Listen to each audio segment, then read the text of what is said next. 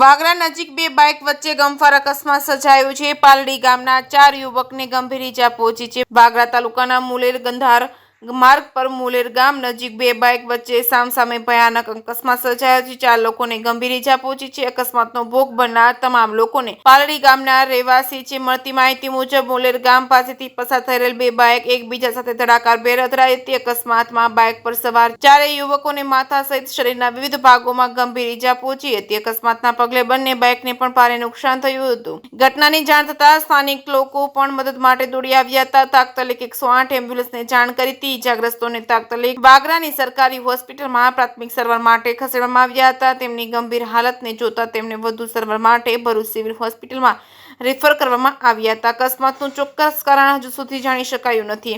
વાગરા પોલીસે ઘટનાસ્થળે પહોંચી તપાસ હાથ ધરી છે। શેખેસિંહ ગુજરાતી સાથે કેતન મહેતા, ભરૂચ।